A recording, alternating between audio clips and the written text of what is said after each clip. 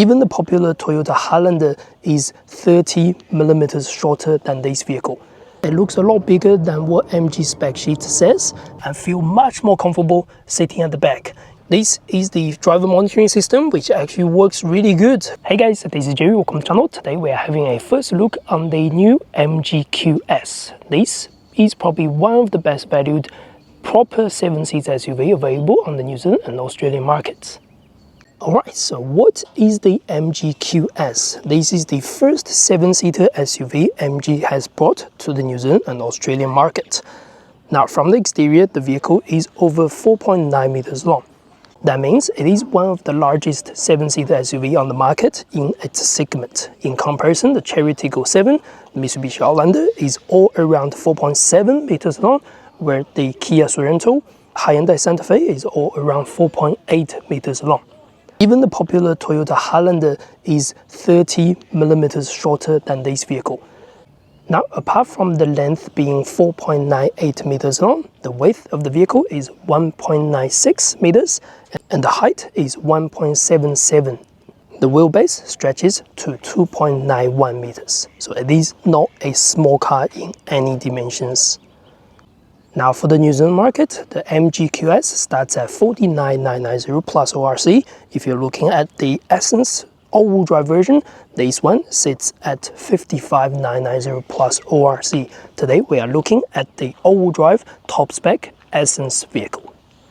Now in terms of styling, this one looks very different from the MG ZS and MG QS. The front grille is very large. It does have a sharp looking LED lines, just like that for the daytime running. Of course, the full beam and low beam is on the top. It does look like a mouth opening and it looks very aggressive. It's not small at all. MG logo sits on the top with some trims over here and some trims underneath, plus some chromes underneath as well. Now on this side, the fog lights will sit just beneath the headlights on the top with some black covers over here. This one does have the 360 camera and the front parking sensors, where the base model Excite 2-wheel drive will miss the front parking sensors. Now on the side, the MG QS is lifted by a 21-inch alloys on the Essence spec, where the Excite is 20-inch. Even the 20-inch feels quite large. The vehicle does feel quite lifted, by the way. The ground clearance is 180 millimeters. Now the wheel arch is body color painted with Ultimate over here. I don't know what that means for the MG QS because no other MG QS is named and Ultimate. But anyway, you get big wind mirrors. We're going to talk about that when we get inside the vehicle. This is the door handle over here. Press here. That's a lock. It's flush looking, by the way. Press here. That's how to unlock. You now pull that to open. It's very easy to get used to, and it works at the front, driver and passenger doors. Now following the shoulder line, we can see the B-pillar and C-pillar, they are all black colored. Then on the top, that's the chrome cover for the window cover. That continues to the back with a silver trim piece just over here. Now going to the rear, you are going to see this crazy styling again. It's called running tail lights, which actually lit up at night. They are of course LED bars. You can see the contrast inside. You can see this sort of stitching inside with some designs over here. The tail lights actually extend all the way to the C-pillar, then goes all the way across the vehicle. Now this is what it looks like from the back.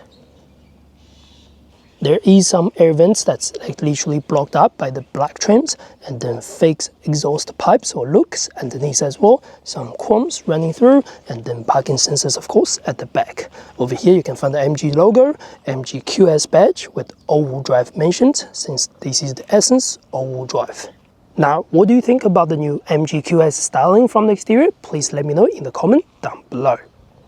Alright, now all the MG QS will have a power tailgate, one touch, that'll go all the way up, just like that. Now, this is how the third row looks like. You are able to adjust the seats over here. Press this, you can go all the way. This is the layback position. You're probably only just gonna fit one sort of suitcase, but you can adjust the height. If the rear passenger is not going to be needing so much room, you can make it like this. So there's still a good amount of clearance. It's about 203 liters, not huge, but not too small. Now, underneath the cover, you are going to get the cargo cover just over here, and then the jack and tools over here. And the tires is underneath over here, just like that. Now, if you drop down the third row flat, you are going to get 517 liters of boot volume when the second row seat is all the way back. It is still a massive space. It is very square, boxy shape. That means easy to fit any luggage you need if you're using this as a large 5-seater. Now, if you drop down the second row, you're going to get more than 1000 liters of total volume according to the MG spec sheet. But looking at the total volume, it looks a lot bigger than what MG spec sheet says. I think MG is always being very conservative on how much liters you can fit at the back. Quoted on the brochure, it looks larger than 1600 liters, if I have to say. Now, in terms of the boot shelf, a lot of people will find it on their first try, and maybe someone has never mentioned that. MG has shrunk this size to fit underneath the cover. That makes it actually very easy to go 5-seater or 7-seater configuration, whichever way you like. And now I'll show you how to actually lift this up on the top. Take this cover out, pull this end from this side. Now this is up. Once this is up, now you notice this and this gets way too short for the end to go onto the cover hole, but you'll find these two little things. This is actually a very smart design. It goes one on the left, one on the right. Simply touch and twist, just like that. And then put it on the top, just like that. That's how you use your parcel tray on the MG QS. Now, the only upgrade I really wish that's available on the MG QS is going to be a quick release button or pull for the second row seats. You can easily push down the third row from here, but to get to the second row to go flat or simply go forward, you have to go to the second row individually on the left and the right. Now, this is what the second row looks like. The door opening is really wide. The door feels a lot larger than any other average 5-seater vehicles as well. And the dust feels really good, the softer material pretty much all over the places. There's some wooden-like trims on the door side as well. Now, the seats is like this for the second row. There's tons of space if you use this as a big 7-seater. Again, the wheelbase is more than 2.9 meters long. It's not a small car in any way. The seat base is reasonably long. Seat feels really good in terms of quality. Now, sitting in the second row, this is very spacious. I'm about 178 centimeters tall. I've got great amount of leg room, great amount of shoulder room. The windows is large, so no issue seeing anything around me. The front seat has been adjusted to my driving position. Again, 178 centimeters tall. I've got huge amount of leg room, huge amount of foot space, with the seats going all the way back. I can still adjust it to this level. That means I still get good amount of leg room, good amount of foot space, and okay amount of surrounding areas as well. And then we can try the third row seats. Now, to get to the third row, on the passenger side, you have a manual pull, press, then let's go to the back row. If it's on the driver's side, it's much easier. You can simply press, then that'll do a quick release just like that. Now, let's step to the back. And let's put the seats back to me. So this is where the seats goes all the way forward. That means it's got great amount of leg room just in front of me. Again, 178 centimeters tall. Now, this is me sitting at third row. You can see I've got okay amount of headroom. My head is definitely not touching, so that's actually okay. Now, this is what my leg looks like. The seat base is quite low, so my leg is quite upright. It is not the most comfortable seat for an adult like me, I'll be honest with you. I would assume I'm okay with the driving around town for up to 30 minutes, but anything longer than that will be a hard job for me at the back seats.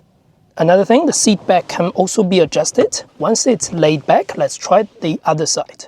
Now, this front seat has been set to my comfort position. It's not huge, it's not too small, and I can fit myself at the front. And then this is what my legroom looks like. I'm not literally touching it. I've got good amount of legroom, surprisingly. Again, the seat angle over here isn't the best. But with the seat laid back, I feel much more comfortable sitting at the back. Even if the leg is still quite high up, but my sitting position is a lot more comfortable when the seats recline so much at the back. And this is what the angle looks like, straight up and all the way back. So this actually feels quite comfortable. I'm going to say I can sit here for up to 1 hour of a drive instead of sitting upright. So if you have no luggage at the back, this will be probably the better sitting position. Now in terms of equipment, at the third row, you are going to get the cup holder, some storage, and then on the top, USB-A charging, and then on the other side, cup holder and nothing else. Just one single USB for both passengers at the back. There are reading lights on the top, there are air vents on the top, left and right. Now getting out for the rear passenger, fairly easy, press this. Now go all the way, you can again push this because the sliding wheel is underneath, by the way. Stepping is okay, you can see the space. I can easily fit my foot over here. And there we go, that's the third row for us. Now other equipment on the second row, you're going to get cup holders in the center, armrest which is leather wrapped, and then individual climate control at the back for the second row. This car does have tri-zone climate control, 2 USB-C chargings and pockets over here, and again around the doors everything feels very solid. Along with that, the seat can also be adjusted for the back using these pull adjustments. You can do all the way back and maybe straight up like this. On the top, you're also going to find the panoramic sunroof, which opens and closes with the shade underneath just like this. Now we can finally get to the front driver seats.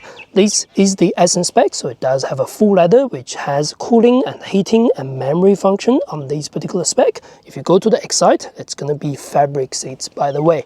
Now let's step inside. Switch on. Push button, of course, is standard.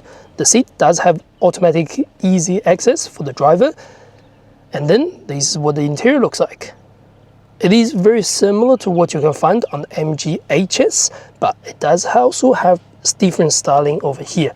First thing, door handle feels different. Central locking over here, window control and mirror control is over here. Underneath, you get the light control just over there. Now on the steering, this is identical to many MGs, but then one button is different. You're now getting a speed limiter dedicated button over here, but all the other functions looks identical. This is the driver monitoring system, which actually works really good compared to the MG HS. I'm assuming MG HS will get similar updates in the future. This is a 12.3-inch dashboard. It's very clear. It does have 3 different designs you can choose. You can even show the map on the display, but overall, very easy to use. There is no head-up display, by the way. And over here, this is another 12.3-inch display, which is again identical to the MG HS. One thing it's added is the wireless Apple CarPlay and wireless Android Auto. The only thing is, whenever you start the vehicle, you have to manually click connect to connect to the wireless Apple CarPlay, but it still offers wired Apple CarPlay anyway. You have a drop-down menu that allows you to adjust a few things. One thing to note is this car does have stop-start function, which is one of the first MG vehicles in New Zealand sold with a stop-start function for the engine switch on, switch off. Now other functions under the climate, you can find the driver and passenger seat heating, seat cooling, and along with that, steering heating as well. The screen itself is just like all the other MGs. It's very easy to use. There are tons of menus and settings over here, but at the same time, it's not the most fastest processing screens. It's okay to use. It's just average, let's put it that way. Underneath, you're going to find some physical buttons, which is really nice because you are now getting the fan up and down buttons. That's really cool. Home button and aircon button on and off, and automatic as well. Keep going down, this is the wireless charging pad and just the phone pad over here. 2 cup holders with some additional storage just extended, or you can close this up. It's a nice center console like that. And then this is the electronic gear shifter, just go all the way forward or backwards for your reverse and drive and things like that. Over here, that's your driving mode. Since this is all-wheel drive, you are going to get additional mode like custom and also off-road and snow mode as well. Otherwise, most people are going to use auto mode majority of the time. Parking brake and auto hold is also in place.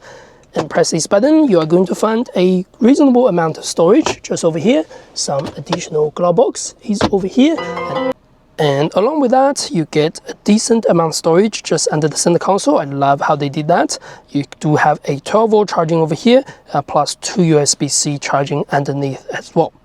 Now in terms of build quality, on the top, they are soft material. They are plastic feeling, but they're not too cheap at all. There are some stitchings on the top, as you can see, some trims over here, chromes underneath, wooden-like trims just over here, and then leather-wrapped consoles, and top leather-wrapped as well with some stitchings again. Wooden trims continues over here, and then some materials on the top. Everything feels solid. One thing I should point out in the center console, I forgot to mention, these air vents, they are not manually adjusted, but you can see them moving underneath. I hope you can capture that on the camera. So there is a cool feature. Press here, you can actually get the air to sweep around you. So you can do the driver sweeping, or towards the driver, or blow avoids towarding the driver, whatever that means. You can towards the passenger, avoid blowing towards the passenger, or sweeping as well. That's actually very, very cool. Or you can simply turn this off. That means you're going to use the side air vents. Yeah, that's a cool function. I've never seen that on a petrol vehicle. Some EVs, new designs to have that, and it's very nice to have that. I forgot to mention, basic camera is also in place. Crystal clear, no issue whatsoever. So yeah, that's the interior for the MG QS. Now, that's the end of this video. I hope you enjoyed the content. If you do not forget to subscribe, like. That's the best way to support the channel. In the next video, I'll talk about the driving impression on the MG QS. In the future videos, I'll also do all the tutorials on the MG QS to let you know every single feature that's available on this vehicle. Thanks for watching. See you next video.